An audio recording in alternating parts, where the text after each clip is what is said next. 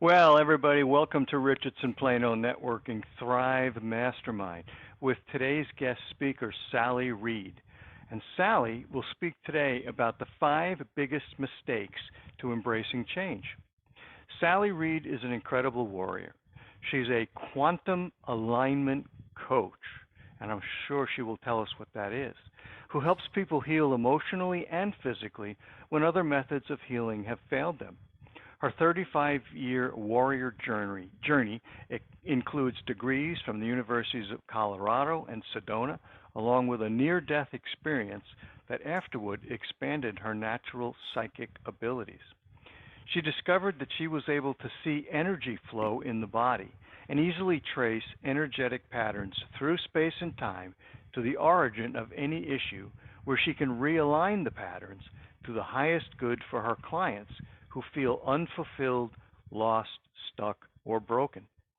Sally reignites spark and passion for life by reconnecting her clients with their own unique truth. Locating problems in 5 minutes or less, she uses her superpower to align her client's journey with their ideal day in 12 weeks or less. And that's actually how I work with people. Like I said, I'm a quantum alignment coach, and that does sound really funky, but it's not. I'm using the word quantum because at our very smallest bits, we're just little balls of light and energy. And that's what the quantum mechanics is about, understanding the flow of balls of energy.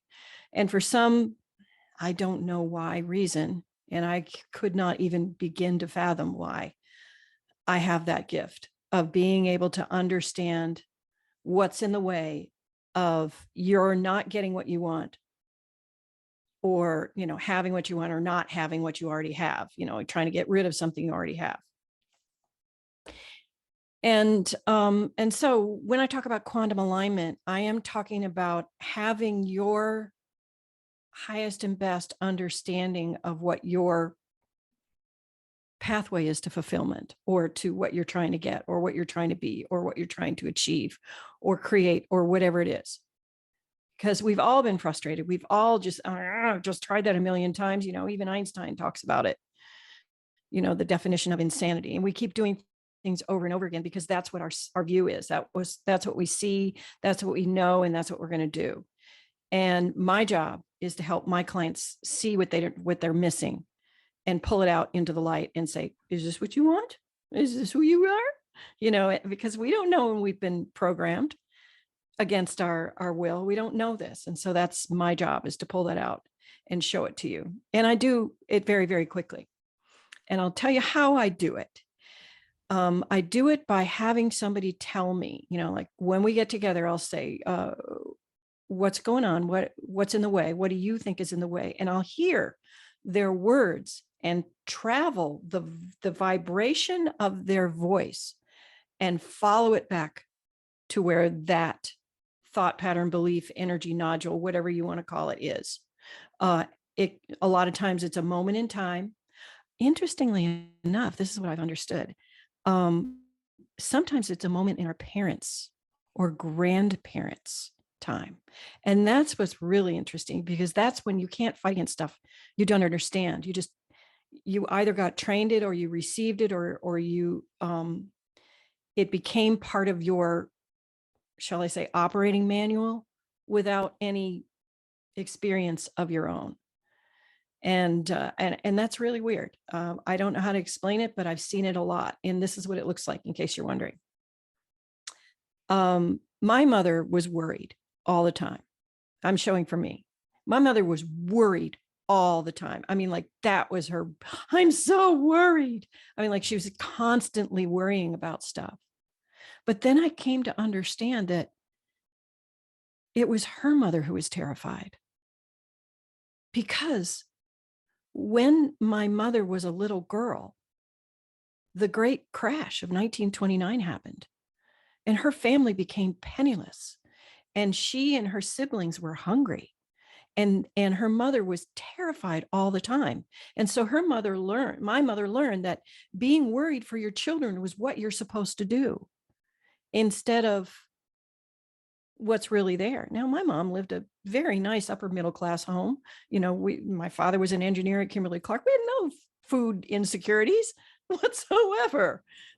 I mean, so that's what I'm talking about. We take things in our lives to be without challenging them. And that's my job, is I find the thing that you're accepting and is getting in the way of being what you are. Does that make sense, guys? Do you have any questions? Do you have any observations? And that's literally all I do. And the magic happens is that I can pull it out and see it. That's the magic part. It's not the fact that I understand we all have some sort of weird programming sometimes that gets in our way of seeing what's in front of us, or figuring out what we need to figure out to get where we want to be, or receiving what we need to receive, because we do that too. We block so much. And, it's like so many of us like, oh no, I can't have that. Oh no, I can't go there. I'm not allowed to do that. That's not available for me. We do that automatically without even thinking. And that's a common problem for people, especially entrepreneurs, breaking out of that, not receiving, not stepping forward, not letting the light shine, not letting yourself open to everything that's there. It's like we're in tunnel vision all the time. So you asked a question, Sally, and the question, you've covered a lot of stuff. I mean, I happen to had been on this journey and talking to some other energy practitioners and some other folks in this space, and you've referenced quantum alignment, energy, those kinds of things. I know that in this group there's a lot of questions around any of those things. So if you have a question, Ricky, it looks like your mic is open. Can you say something to see if you're there? I know he was having some technical issues. So anyway, okay. So if you have a question or just the stuff that Sally has just said, anything, trying to apply or engage in this, requires that you kind of at least understand some of the things, or at least get your own head around it. And there's no dumb questions. I can ask a lot of dumb questions here. Anybody have a question? David, I'm going to spotlight you, and go ahead. Sally, yeah, I appreciate exactly what you do. The kind of gifts that you've got. I worked with a gentleman at one point, and he called himself a mimetic surgeon, because similar to what you, where his ability to basically, we put up these images, or we project a perception of ourselves. So we project something of who we are.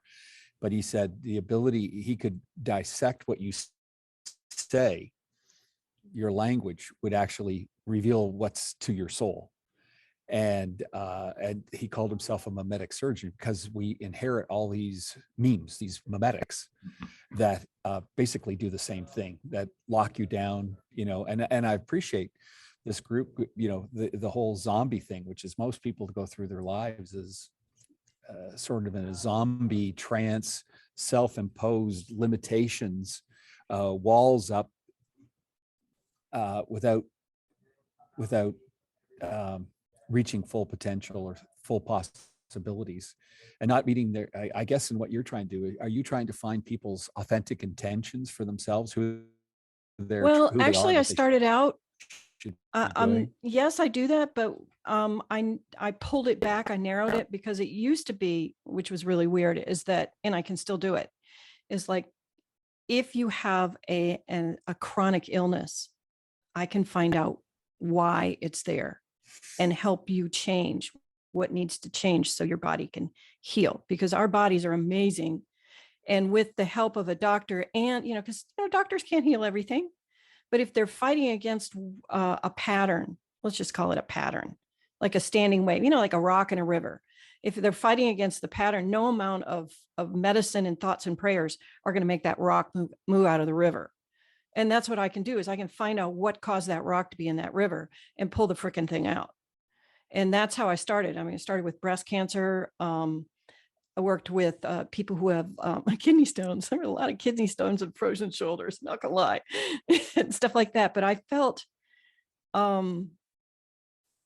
me personally, when, what am I going to do? Stand up and say, well, I could cure your cancer? No, I'm not going to do that. So I pulled it back, and I did literally make myself smaller, because I didn't want to say, I can heal the sick. My name is Jesus. It was just too much pressure, kind of a thing. That isn't but I can. And that's how this started. And you're right. Your words betray you, but also just describing moments in time, how your worldview also can create this illness. A good example, I was on a plane with someone, Southwest, you know how they cram you in with strangers. And she was sitting next to me, and we talked for several hours. And interestingly enough, near the end, when the wheels, when we're in the pattern of land, she said, I have this frozen shoulder. And the minute she said frozen shoulder, I could see the pattern. I could see where it went. I could see what happened. And I basically asked her 3 or 4 questions. And it turns out that there was an accident, and she'd had surgeries and she had everything done for this, but she was not going to forgive herself for this accident. And that caused her shoulder to freeze. And when she learned to forgive herself, when she said the words, I am sorry, to herself, the shoulder, just like that, wide open. And this happened in a period of about 2.5, 3 minutes. That's how fast it can be, because we just have to have those moments, those understandings. And that's what I do. Does that make sense? Yeah, I think. It's really weird. I know. No, it's okay. No, it's actually, I'm going to be, real transparent here. I a few years back ran into one of our networking members. Her name's Karen Shamai, and she is a Reiki practitioner and other modalities. I realize yours isn't boxed into a particular. It's like saying modality. a train is like a bus. All of it to me at that point in time kind of sounded like woo woo. Yeah. Okay. So, right. Tell me you move a rock out of a river. I don't know what that means. I mean, that's just, I know you're searching for something that we can understand in terms of understanding what you see. Anybody have I'm going to put you on the spot, Karen, because I'm Karen Burkholder, because she, number one, arrived late. So you get to be on the screen since you arrived late. And why don't you introduce yourself to Sally, and then anybody, and then I'm going to open the invitation. But if anybody has and Ricky says he can hear, I don't know if he can talk yet, but why don't you introduce yourself real quick? And then if you have a block or something, that you want to share, if you want to get to it. I mean, Don Huff, I'm not going to put you on the spot, because a couple of masterminds ago, we walked through some stuff with him, and he felt like we were putting him on the spot. So I'm going to give him a break. But Karen, why don't you introduce yourself quickly, and then we'll see what we can come up with after that. Okay. Hi, Sally. Karen Burkholder. I'm a full service insurance agency. I help protect people's legacy. And I've finally figured out that because of the legacy Dad left us with the farm and his legacy of hard work, that's why it's like I'm moving into, being more than just an insurance agent, actually helping protect everything. And so you can actually have something to pass along to your kids, grandkids, and great grandkids. So, because that's, one of the things that was really big with Dad. Okay. That's good. So, Karen, did you have anything? I mean, I know. Oh, between you and Scott, y'all are telling me, it's like, I know I've got one block, but then Scott was like, oh, it's not just one, it's several. I'm like, great. I'll never figure out which which block it is. It's keeping me small. So we can't do it in an hour. Sorry, Sally. You'd be surprised. Well, This isn't talk therapy. Yeah. Go ahead. Karen. So what do you perceive to be the issue in this exact moment? What's highest top of mind problem for you right now? Right now, finding potential clients to protect, because since I am in the Medicare space, there's a lot of restrictions on, no cold calling. There it is. Kind of thing. And so it's like, I hate being on the phone anyway. So it's like, oh, that's a good excuse not to call those leads. I already found it. This is what's going on. Karen, for you, being a good person and being, a good girl does not involve making yourself seen and big and reaching out and getting in. That's what bossy and non-good Christian women do. Yep. And so I was just reaching for a tissue. It's funny. God was going to smite me there, right there. Anyway, so here's what's going on. It's not, we just have to shift it just a titch. And it's not that you're being a bad person by opening your mouth. It's like, it's not you that you're being showy about this. You're not selling you.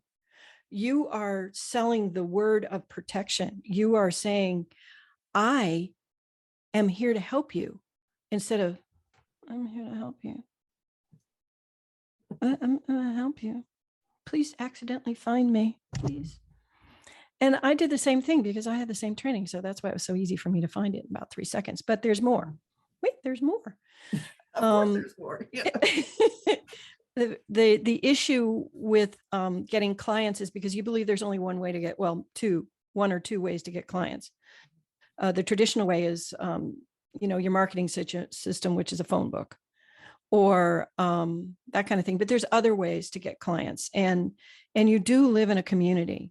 You live in an understanding community, and there's some sort of shame in selling around there. So I don't want you to think of it as selling. I want you to think of it as education. I want you to think of it as that you are going out and teaching people things that they didn't know. So you're literally a teacher. You're not a salesperson.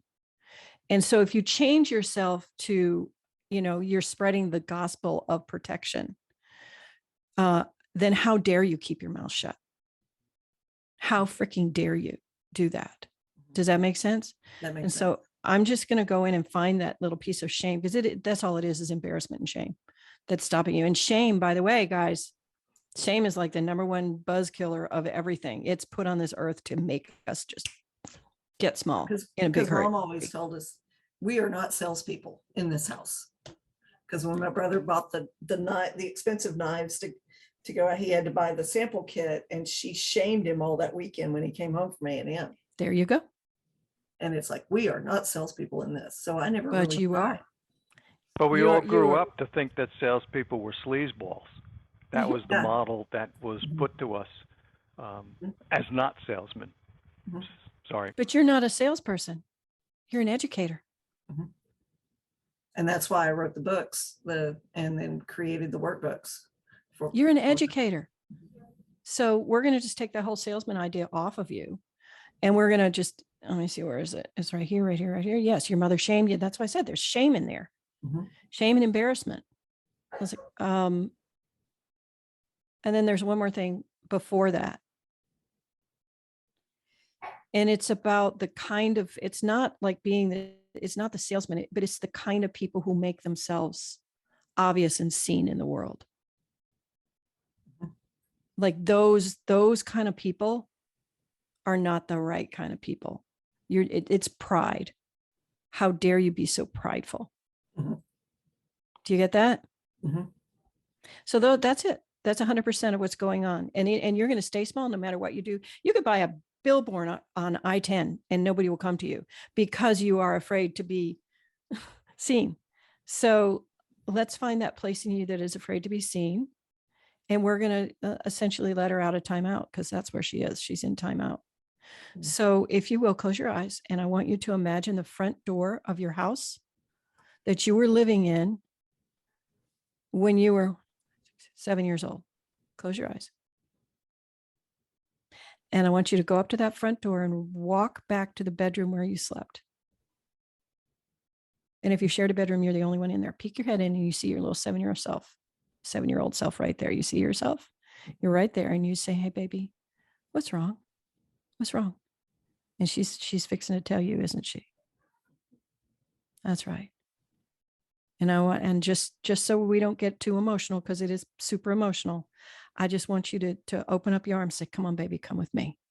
I'm gonna help you. I'm gonna help you. Come with me, baby. I got you. You just be your best mama bear self with yourself and say, I got you. I got you. There you go.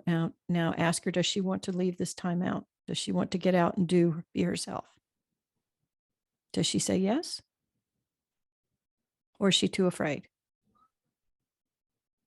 Timidly saying yes. Okay, cool. So y'all go out the front door. You're fine. She can come with you. And while you're at it, tell her about your cell phone and your car and your life right now. I want you to just tell her, just sit there and tell her all about your life and say it'll get even better if we share with more people about this great gift I'm giving them. What does she think about it? She's smiling for the first time in a long time. Yeah, she likes it, doesn't she? So ask her for her help. Does she want to help? Yeah. Now I want you to open your arms and hug her so tight. Just hug her tight. Say, baby, I love you so much. Please forgive me for holding you back. I am so sorry. And she's sorry too, isn't she? Mhm. Okay. And now ask her, she wants to run off. Did you notice that? She wants to run off. Now, clearly, if we're private, I do this a lot more in depth. This was really, really brave of Karen. But Karen, let me ask you, how do you feel right now? I'm starting to feel better. Yeah. And I mean, I barely did anything. So what I'm going to do now while you sit is I'm just going to pull out all the rest of and to me, it looks like, you know how like when a cat gets in a yarn basket and there's pieces of yarn going off one way or the other or the next. Mhm. I'm just going to get all your little pieces of yarn and get them all together again. I'm going to get your gather up your chickens. Okay. So I'll just pull that out. And then up it goes. Yeah. Okay. And now it's above. Click that moment right there. Now, how do you feel? A little calmer, a little more settled. And there you go. And now here's the final question. How embarrassed would you be to share with somebody, say when you're in a grocery store, what you do? How embarrassed? Not, I usually, like my husband and my daughters hate going to the store with me. They're like, Mom, you won't shut up. All right. So that's good. So you're okay with talking with one-on-one. Now, how embarrassed would you be if you sent like an email to everybody you know? How embarrassed would you be there? Not, Good. That's good. Now, the next one is, how embarrassed would you be if you got on a local swap and share and talked about what you did? not.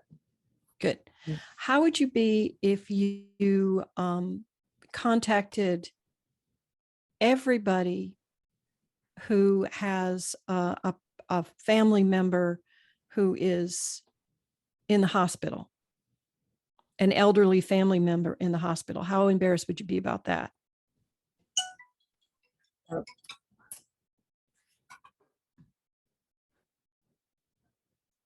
Not as embarrassed, just I would feel like I'd be intruding on their.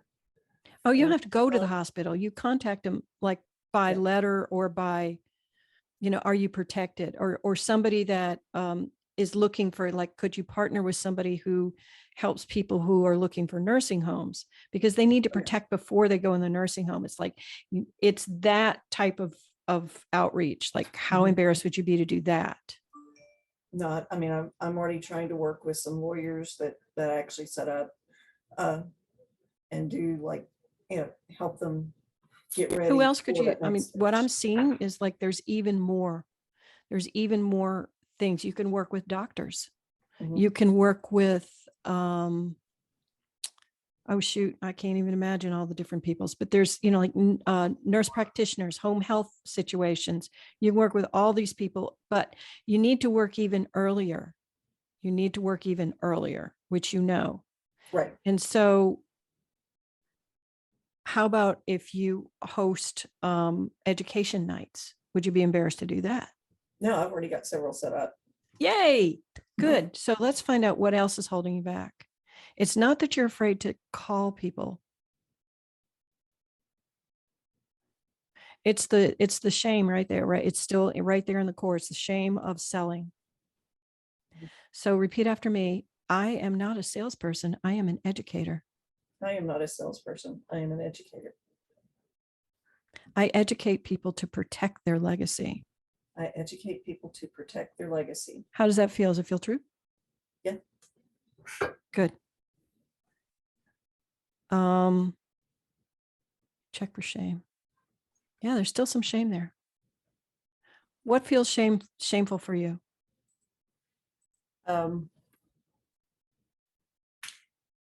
Just the fact that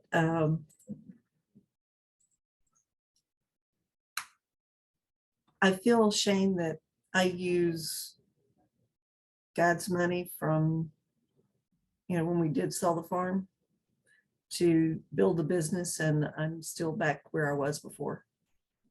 Oh, wow. Yeah. And so then I want to ask mark you if over you time. consider what you do work, because there's a difference between working with your hands Mhm. and working with a computer. Because I was brought up to, if you're not sweating, you're not working. Mhm.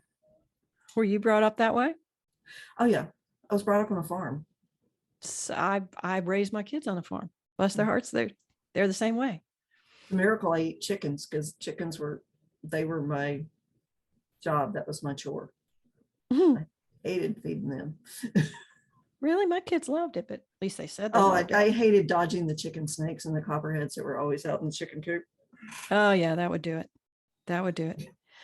So it's your idea of not having let's see, is it work? No, it's, you do see what you do as work, because you've switched from work that is physical versus work that is income producing.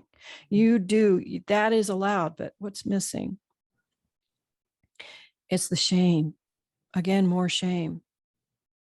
Judgment. You're afraid of what your father would think. Ding. Are you afraid of what your father would think about you using that money for what you used it for? Which I think is why I changed and switched to say legacy. I want to protect your legacy, because I feel like I didn't protect his. That's not true.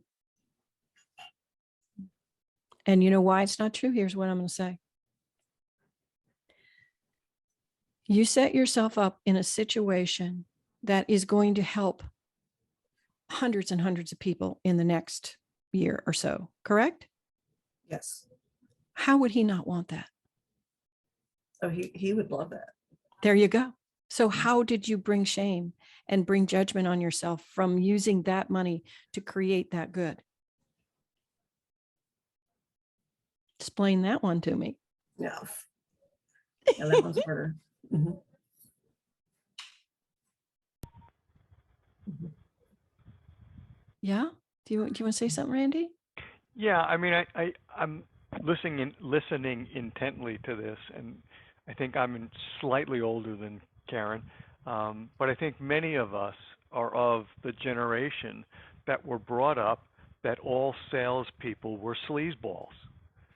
And so, you know, if you were going into the sales profession, your parents and people of your seniors, they thought that was not an honorable profession.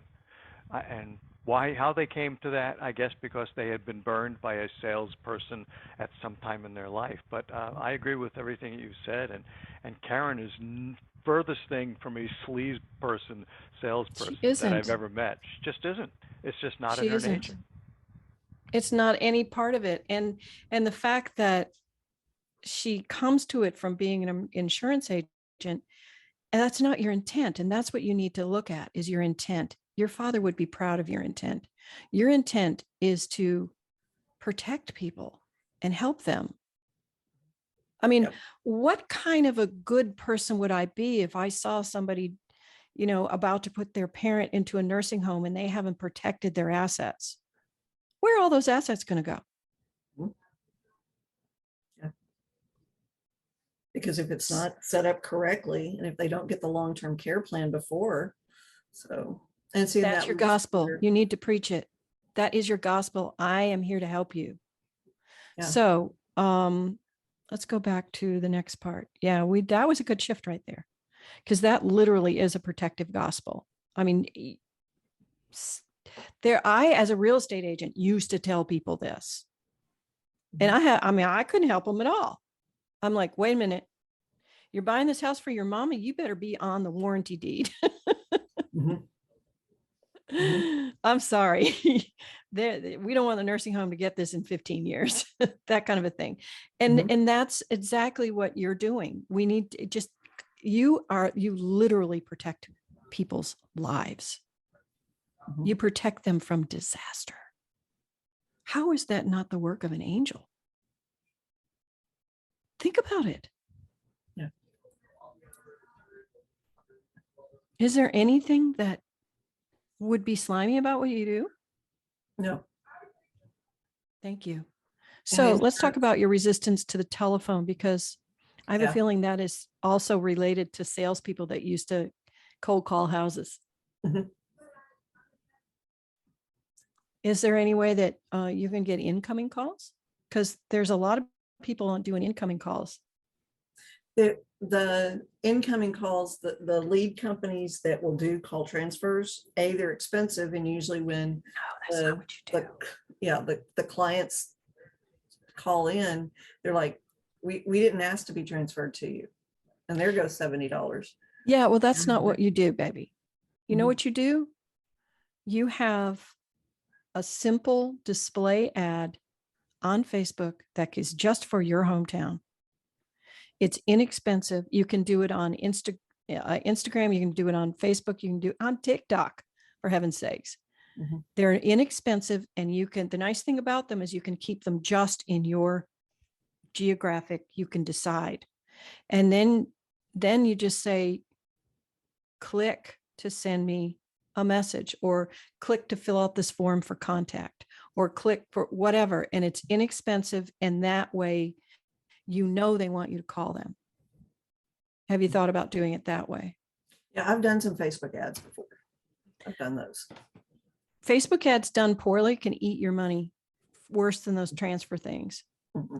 So you're not going to I'm not trying to be a business coach here, but I am saying that when you change your energy around them, they can be very lucrative.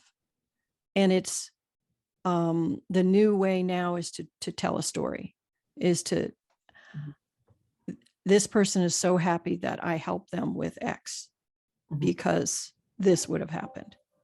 Is that kind of a thing. So let's find the next block about phone calls. Is there anything else? Yes. It's right here. Age 1, 2, 3, 4, 5, 6, 7, 8, 9, 10, 11. 11. What happened at age 11 around sales for you?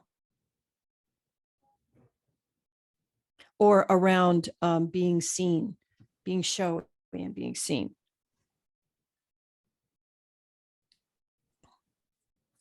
Well, obviously I was still on the farm.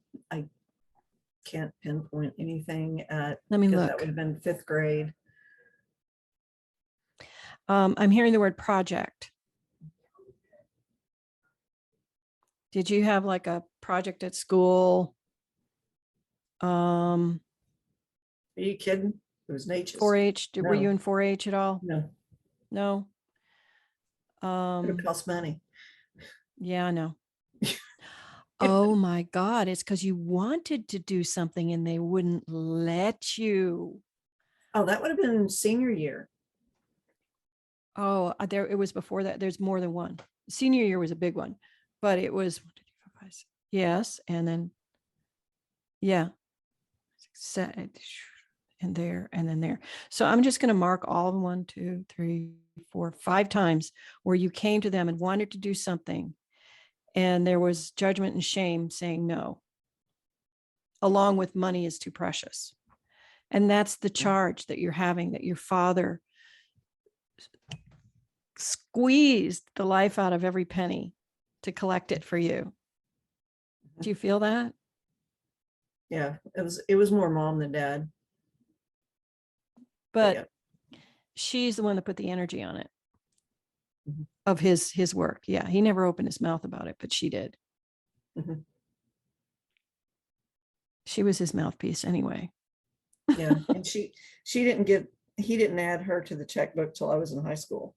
Well, that was the law. Yeah. That was normal. Yeah. That was perfectly normal. Yeah.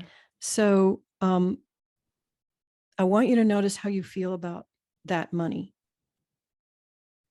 Like it almost feels like you were, it was sacred and you've been blasphemous in a way about that money. Mm-hmm. Yeah. Is there a way that you can see things in a different light? Yes. Good. So now that you understand that your relationship with it's that particular money, it's not any other money, it's that money right there that is causing the pain in your business. If you had used, money from something that you sold for yourself, it'd be different, wouldn't it? Yep. There you go. So is there a way that you can understand that money is neutral? And just because your mother charged it doesn't make it what it is. Doesn't make it any different. Like if I were to throw $100 in pennies on a table and say 25 of those pennies are very special, find them now. Could you do it? Yeah. As long as you tell me what year. I mean, I can get No, one. it's not. No, they're special because my daddy gave them to me. Oh, those. Okay. Yeah. Probably not. No. Yeah. All right. Notice how this makes your heart feel really tense and tight. Mm-hmm. Super tense and tight. What do you think that is?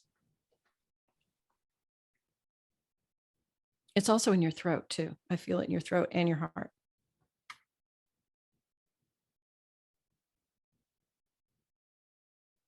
I don't know. It's shame. Mm. Shame. It's the shame that you, and actually the person that's sitting in judgment is you. No one else is sitting in judgment of you. You're sitting in judgment of yourself. That pressure is shame. That throat pressure there, that's shame. And it's the shame of you sitting in judgment of yourself. So they won't let me do it. It's not the right setting to do that because that'll make you fall apart. And that's rude of me. So, I mean, no, really, the guys know me. it is super rude. I'm trying to be, because this can be super wrenching. But in your case, imagine that this were somebody else. Your whole situation belonged to somebody else. And they tried something that they really wanted to do with money that they inherited, because you inherited, literally. And you're surviving, you're not thriving, right? Right. So how would you feel about that person? What would you think of them? Would you sit in judgment? How dare they? No. All right, then. Yeah, I'd be the mama bear going, it's okay. You tried. You are tried to better trying. your life. Isn't that what you're doing right now? Yeah. And yet you're sitting in judgment of yourself. And it's that judgment right there that's holding you back. And the judgment is 100% of how dare you. Finish my sentence. Come on. You can do it.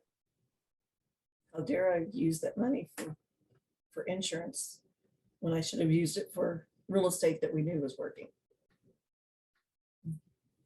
And how is that helping you right now? It's not. No, it's not. You did what you thought was best at the time, did you not? Yes. So your intent was not to struggle, correct? Correct. Right, Karen? And so you would forgive somebody else for this, wouldn't you?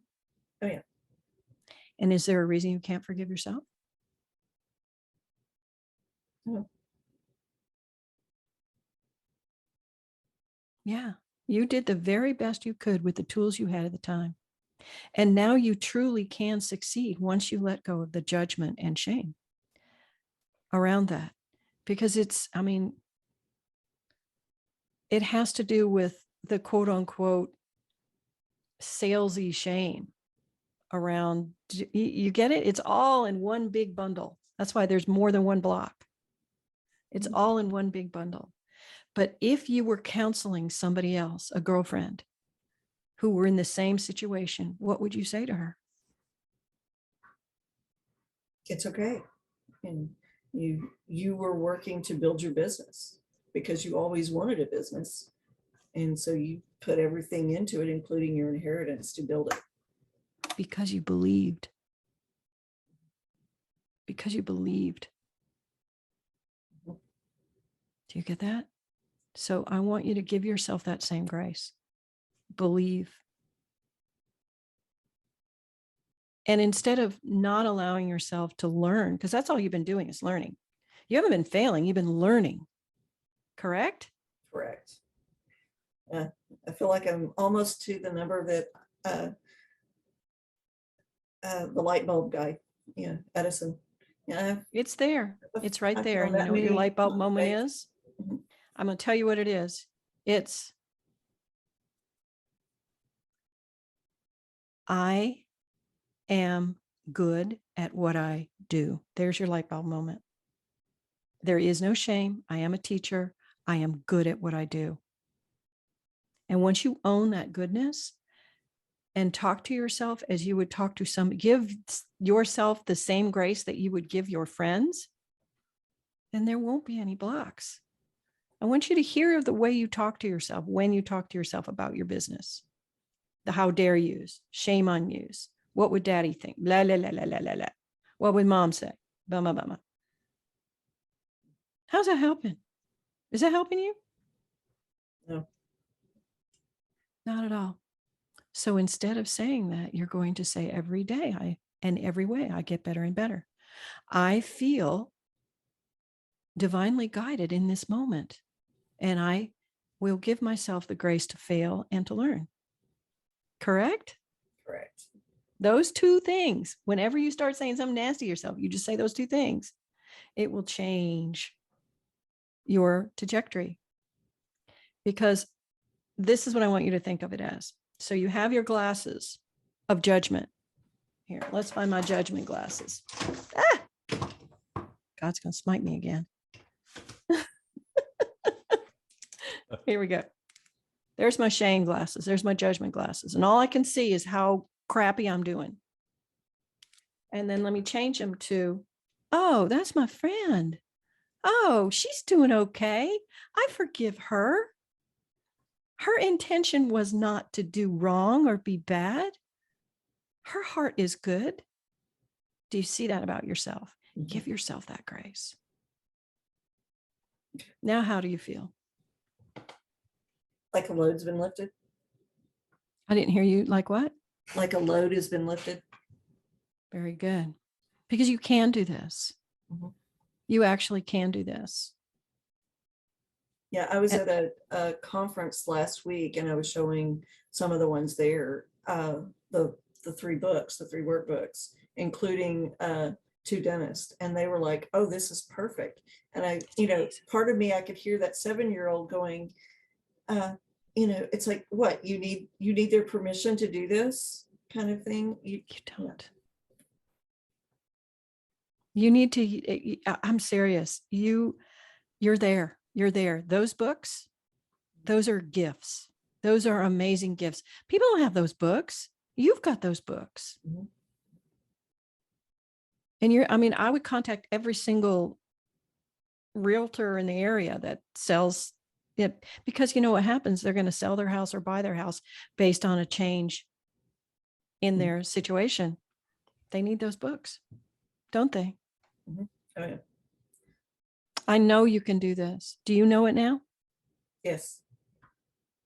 Tell me how you feel about that money. It's still a twinge, isn't it? It's still a twinge, but it'll come back. I'm going to work on that last little bit of 20. Okay. You want money? Okay. Money. Yes, money wants you. All right. There. No. There. You to money. Yeah, no. Now let's see how you feel. How you feel about that money? Yeah. Money. Different now, right? Yeah. It's not that you don't have that twinge anymore. No, money's my friend, not the enemy. Thank you. There we go. Money is your friend. Money's neutral. It's neutral. It just makes whoever you are more. So you're an amazing person. Can you imagine what you're going to be when you have a ton of money? A really amazing person. Yeah. Yeah, it's like be able to help more people. And that is that's your purpose. That is, do you realize how amazing literally you're being an angel on this earth, helping people protect themselves from, so they're not going to make a bad mistake. All right. So what I'm going to do at this juncture, because this is, a lot of times when we do a spotlight or whatever, or we do, have somebody lead our mastermind, they go through a presentation and in form, actually, this has been a presentation in that Sally has walked through this with Karen. So I think everybody here, I'm going to unspotlight Karen, because Karen, I feel like you probably feel like she's had enough. I'm not an energy person, but I can feel the energy of like, I was like, hey, me next. is he ever going to take it off? Right. So, so the thing is, Sally, and thank you, Karen, for being vulnerable, it takes a lot of courage in any setting. And I realize this group is, we're kind of safe space and whatever, but really getting that deep and really understanding and realizing, one of the things Sally didn't say is, there's a thing called genetic and epigenetic, and it's actually can get, it might even not even be in your journey on this earth. It could be energy that's been transferred to you. And I know that gets a little heavy and crazy, but that is in the quantum realm, right? Because there is no quantum, everything's happening, we don't want to get there. But the point is that she's seeing some things and she's doing that. So that's kind of what she does. Is anybody else? Ricky, I'm going to spotlight you. You're not going to have to go through necessarily what Karen went through, but since I think I can see you now, let me add a spotlight to you, and you can at least introduce yourself. I think you've got things working right now. Ricky, why don't you go ahead? This is Ricky Jean Wright, the guy that I told you about, that is the voice of the song and the writer of the song that's the theme song of the podcast that you were on. So Ricky, why don't you introduce yourself to Sally, and then give us any kind of insights or thoughts you have. Ricky's been on quite a journey. So go ahead, Ricky. Well, one thing that I always remember is make Americana great again. Americana. Americana, singer-songwriter.com. Are you familiar with the station in Nashville, the Americana station? Oh yeah. That's all they play? Yeah. The problem with that station and the problem with Nashville is once Nashville gets a hold of something, they almost ruin it. So it's Well, like that station is Americana still was a public lot- station, so Americana was a lot they're not better before it got bothering. to Nashville, in my opinion, anyway. But Ricky Jean Wright, Americana singer-songwriter.com, and to do a little recording stuff and a little live music stuff. And I got this shirt for free because somebody liked me and said, you need this shirt. So I wear it proudly. Americana music, Ricky Jean Wright. Very good. But you're right, Nashville's a little weird. Yeah. So what else, Sally, any other thoughts that you have about that experience or things you would like to share or Well, with the group or whatever? everybody who is struggling has a way out that's right in front of them to a person. They just can't see it. It's not that they won't see it. They literally can't. And so, for whatever reason, why, it doesn't matter. That's what I hear all the time. The whys don't matter. Because once the problem is solved, the why doesn't matter anyway. So it's the seeing and the possibility. I have an author that I really love, and I'm sure you guys know of her. She's a proud Texan, Brene Brown. And that's her work on shame is amazing, and leading without shame. So David, you had opened your mic. Did you have any questions, comments? I was blown away by the whole conversation. Thank you. And anyway, just that was my own comment. I was like, God, me next, But you see how effortless the process can be. Yeah, very much so. Yeah, I'm wrestling with It's not talk therapy. Yeah, I know. I'm wrestling with some very big issues right now, which is the old doing what you got to do to kind of put food on the table, yet I'm being pulled into You ain't giving yourself permission. into some very, very important things that Dude, how long are you planning on living? Let me just ask you that. What's that? How long are you planning on living? That's a great question. I hope for another 20 years. The thing is why wait? You need to give yourself permission. Yeah. Why wait? And the one thing that's holding you back is the belief that money can only come in one way. Mm-hmm. The way you're doing right now. Yeah. And I would say the world is proof that that is wrong. Every person here brings in money a different way. Can you imagine me thinking that I could get away with doing this? Yeah, hard to believe, huh? Mm-hmm. I know. Yeah, some of these things are being pulled into are pretty substantial. And there's a reason you're being pulled, and I need you to trust it. Yeah. Okay. Remember, there are no accidents. Mm-hmm. None. So your belief that you are not allowed comes from where? Failure in the past. No, it's even earlier than that. A good father provides. Mm-hmm. That's true. And that goes back and goes back and goes back and goes back. That one is so deep in your DNA, you can't even escape it. And so your prime directive is a good father provides. Mm-hmm. And so but the next thing is, and this is the only way I know how to provide. You see that? A good father provides, but since you are being pulled in the other way, do you not think that's divine intervention? Do you not think that's some sort of gift to you? Yeah. and I spent 20 years developing that gift, but it never yielded anything Yet. So I ended up moving to what I'm doing right now. Stable. Do you know what my gift was? How I got my gift. Excuse me, and I ignored it.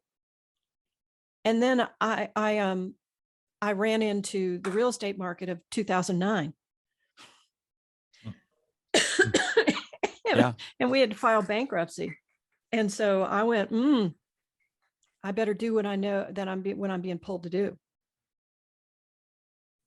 I'm taking this as a dope slap from God. Get it done.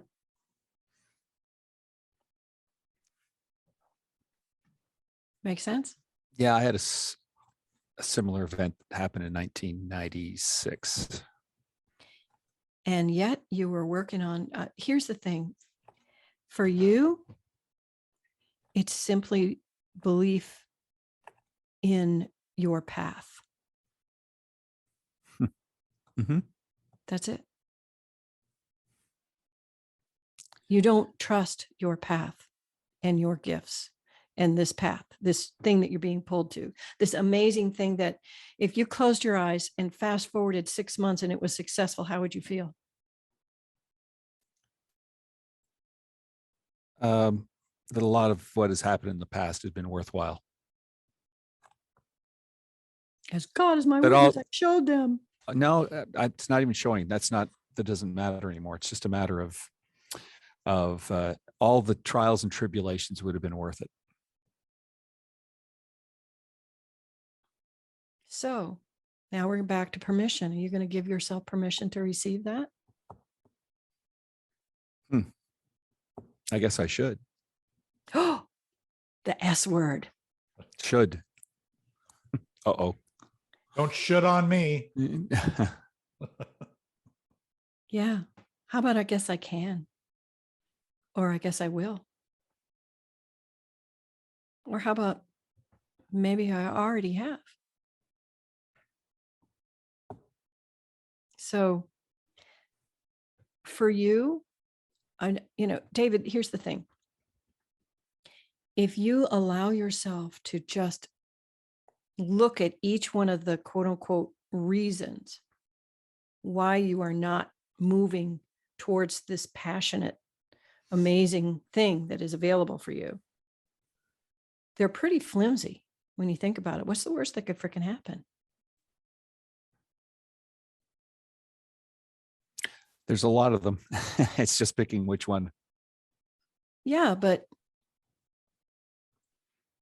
when you really confront it, like I thought the worst that could happen is that we would end up homeless and bankrupt. And damn if it didn't happen. Mm-hmm. And look at it, we survived. Mm-hmm. And that's what I mean. I want to be in a life that causes me joy. Joy. Don't you? Mm-hmm. Oh, yes. And is your employment causing you joy or just peace of mind? More a little bit of peace of mind, but not a lot of enjoyment. Bingo. So I think there's a compromise. I think part of the way forward is that you're seeing that you can, it's all or nothing. There's no compromise available. So if you look creatively, there may be a compromise available where you don't have to dive off a cliff, because cliff diving is very terrifying. Mm-hmm. And this is a person who climbed over the edge of the Grand Canyon to get a lens cap. So, hey, I didn't want to have to buy a new lens cap. I didn't even think that my life could be lost. So that's what I'm saying. It's like doing that is okay. Looking for compromise. Let's see. Is there any No, there isn't. Yeah, these things are. There's no compromise. I'm seeing that. When I read your energy, it's like, nope, not there. No, there isn't, because it's Cortez. It's burn the boats. It's but these things, because they will demand that kind of commitment. So you want to check and see if it's a good idea. Yeah. In this exact moment in time, burning the boats for you is a horrible idea. Mm-hmm. And you know it in your heart.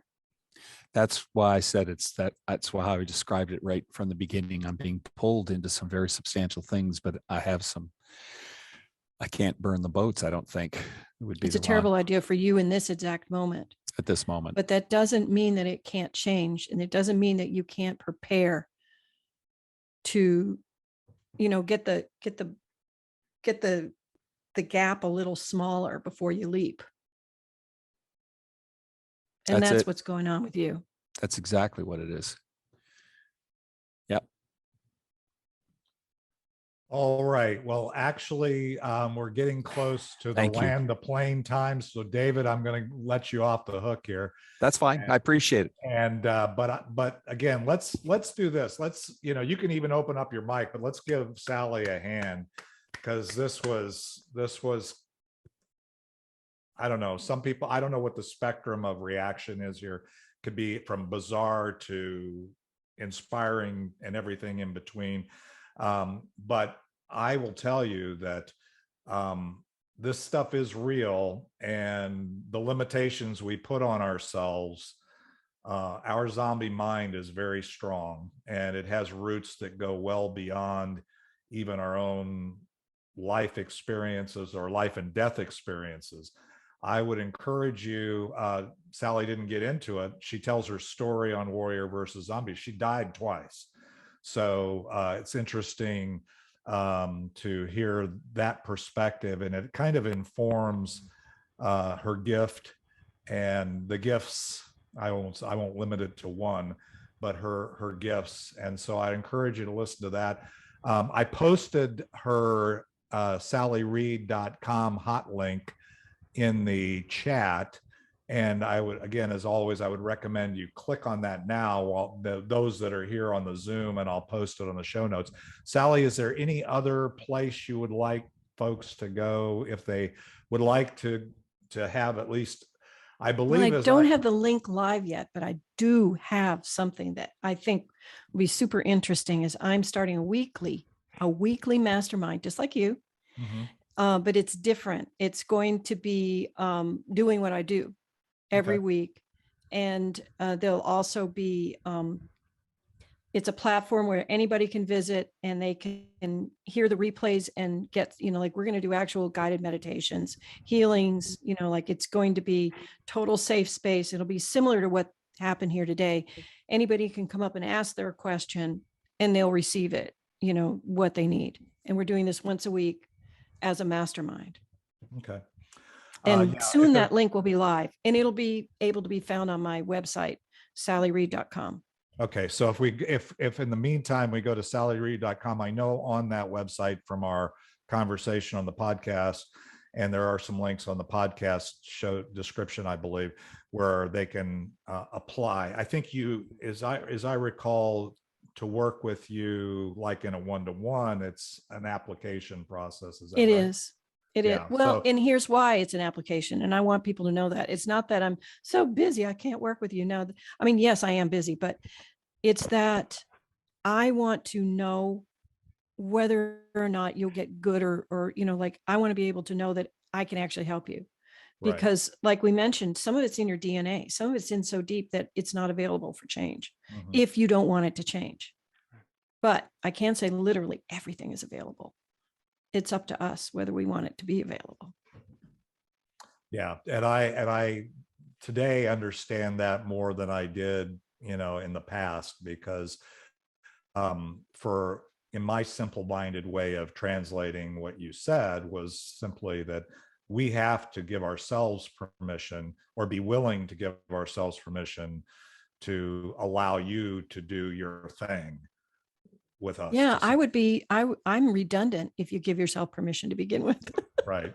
But in order to help through that, we still have to be, I mean, I know even in this size of group, there's somebody here that says, yeah, this is wonky. This is hokey. This is whatever. I know that because actually in my own thinking at one point, I can identify and tell you that I felt or believed the same way, or wouldn't allow myself to think that. So I do that. But thank you. I appreciate you sharing with the group. And again, it really has been interesting. So I encourage you to reach out to Sally, anybody here, and have a conversation. I mean, I think she's very easy to, as you've seen, to talk to. And if you have some of those blocks, I mean, what the heck? What do you got to lose, right? I do us every Sunday as well. Yeah, On I have that's what I can do. I have I'm so bad at promoting myself. Look at this. I'm in an entrepreneurial group, but are you ashamed of that? I just want to know, is there a shame there that you? No, there is no shame. There is me just totally forgetting, like, oh yeah, I've got a Facebook group. I forgot. Oh, okay. Well, you got my problem. Sundays on my Facebook group as well. And so we can have discussions like that. Awesome. Unfortunately, we can't have them face to face on Facebook. You know, Right. We don't do it that way. Right. But I can say, people, that the one thing that I learned from my 2 near-death experiences, that it's really easy to die. And this is the gift here. Living is the gift. And we got to live while we're alive. End of story. Amen. We do. Yes. And thank you, Sally. I appreciate that. And I'm going to remove my own spotlight. I am now going to put this on GridView, but just so next week we have our Wednesday, Friday meetings. There will be a podcast on Thursday, and the men's breakfast will be Saturday morning for the guys. And the guys is not we're not being discriminatory. It's just that women do a much better job, as you saw between Karen and Sally in this mastermind, that women can access their truth many times and be more willing to be vulnerable. Guys, just we think it's not cool to be limited, right? We have to pretend that we're not. So guys supporting guys is a lot about creating some of the safe environment, as well as just an openness to share.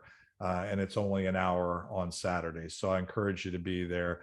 And again, Sally, I appreciate your willingness to share. Anybody else have any thoughts? We are officially adjourned. Thank you, Sally, for doing that. Any other questions? I'm going to leave download the chat. She just posted a link for her Facebook thing. Click, like I said, click on those, and then you can come back. I also put my number you can text me on. Awesome. I appreciate if somebody wants to text me. Appreciate that, Sally. That's amazing. Anyway, so the floor is open now. Anybody can chat. There's nobody's going to be spotlighted, so you don't have to worry. But again, thank you, Sally. I wasn't sure where we were going, but you know what? If you look at my Facebook post or my Facebook profile picture, it says around it, I have a frame that says faith over fear. So basically, I could have been fearful and said, I don't know where she's going to go with this or what's going to happen. But I had the faith that this would go well, and it did for me. And thanks, David. I think you can tell I have every faith. I trust completely. I'm just going to trust. Right. So, and if there's anything. Thank you, Sally. That was wonderful. Thank I love you. Brene Brown, who I heard her videos, and I got to see her once at a church here in Dallas a while back, and she's amazing. It's amazing to watch her work. Have you ever heard of the Mankind Project? Not that I mean, I may have forgotten about it if I have. My brain's it's the like a men's sieve. group I belong to, and this is the kind of work we do. We help men through emotions and mental blocks and all that. I was just like, I was trying to keep my mouth shut the whole time. You were very smooth and very intuitive about the leading questions and noticing things. Oh, You're an excellent facilitator. Thank you. And that's why I decided to do it once a week for people, so I can help more people instead of just working one-on-one with people all the time. And I'm looking forward to starting that. My assistant's building the platform now. So that's what we're doing. That's awesome. And if any of you men are interested, let me know. We have weekly meetings here in Dallas. Yeah, Our number's in the Right, chat. Jared. that's good. Yes, Sally, the Dallas Health Underwriters Group that I'm a part of, the association, I showed the president what I was doing as far as the books, and my idea of going out and taking the legacy planner and creating like a workshop and taking it to like the low income apartments and going, okay, guys, it's not that you've got a legacy, you think you don't have a legacy because you don't have money, but you still have your story. And so I'm working on creating like a workshop where to help people just start doing, thinking about, their story so they can leave it for their great grandkids so they can see it. And because of the what I've found with trying to create my book, because every time I let somebody else touch my manuscript, they screwed it up. So I, Miss Perfectionist took it back in-house and found a self-publishing company. So it's something that I can actually take their actual handwritten document of their story, scan it in, and actually publish the book for them. There's another thing. You can take the document and self-publish it, the blank version, on Amazon and sell it. Amazon is so fired. They screwed up my manuscript last year. Kindle's not touching my stuff again. Okay. There's other ways to publish, though. There's other ways to on publish. Amazon. Kindle's not touching my stuff again. They were the first one I trumped.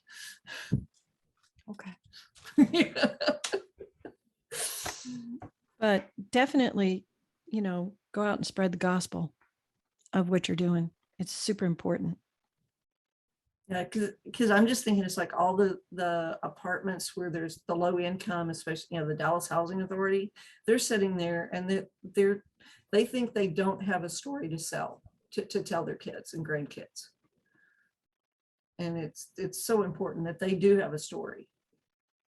Yeah, it is. And you can partner up with other story projects. I know there's other people that are creating stories, and so partner up with them. Yeah. It'll help for sure. It's funny you should be talking that Karen, you should be talking about this. And, you did, you were a guest on Warrior versus Zombie a while back. And one of the things that's occurred to me recently is, I don't know if you heard the snippet that is that says, "Don't take your story to the grave." I really just had this epiphany of, this has been, Warrior versus Zombie. It was focused on warriors from all walks of life and all that stuff, and talking about people on their journey. And I don't know why it didn't occur to me before, but one of my kids, all my kids are regular listeners of the podcast. And they said to me, I've heard things, and again, granted, the podcast for the most part isn't focused on me. I'm not telling my story every time, but I tell snippets of my story in response or reaction to whoever I'm talking to, and reveal things about myself or about the journey that I was on that my kids never saw or heard.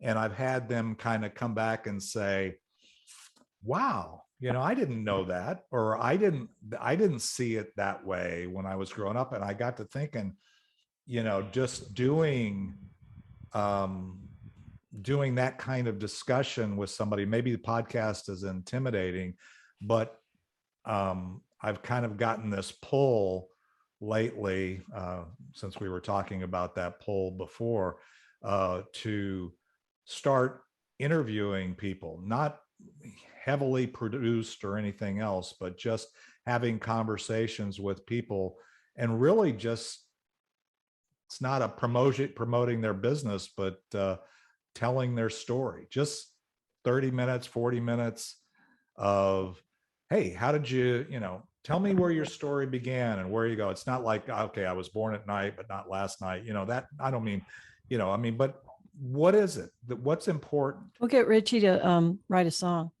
Yeah. Yeah. Ricky. But And David, you and Sally and I'm going to put myself in this, share a common theme, and that's we have the right questions to ask. Bending on her. And Sally, I listened intently, took some notes. Thank you. And that's your style. You ask what we used to call probing questions, and then you shut up, and you let people talk, and then you know what the next question is, because in your mind they lead you, and then you get out what's in their head that they perhaps have been afraid to say elsewhere. And I think that's a great gift. And it's not talk therapy, it's coaching. No, that's exactly right. I agree with you, because you're not doing all the talking. They are. Great job. Thanks. Don Sprague, you were pretty quiet. I know I saw you smiling a few times. I don't know if you were scoffing or if you were enjoying it, but did you have anything to say just while we're enjoying it? I need to get with Sally myself. I have a lot of roadblocks in my life, but if you have faith in yourself, I try to educate people as well. I'm an introvert, but I sell, and I don't sell, I educate. And that's the key, and I see that my JCPenney selling mattresses kind of career, and I don't sell, but you get successful when you try to tell people what they really need to hear. Right. Well, right. I always say in our group, and I know probably Don, you've been around a bit, but we discourage spamming. In other words, people sending stuff that nobody asked for, just throwing stuff at people. But by the same token, I also say as a counter to that is if you have a business or a service or a product or a value that you're not sharing with this community, you're doing this community a disservice. That's right. If you believe in it, and that's a big if, because some people are just doing it because somebody told them to. They got to pay the bills, right? But if you believe in it and you believe there's really value, if Karen really believes that somebody cannot have the same negative experiences or challenges in the legacy concept that she experienced, and she has something of value, then to not share it is a crime.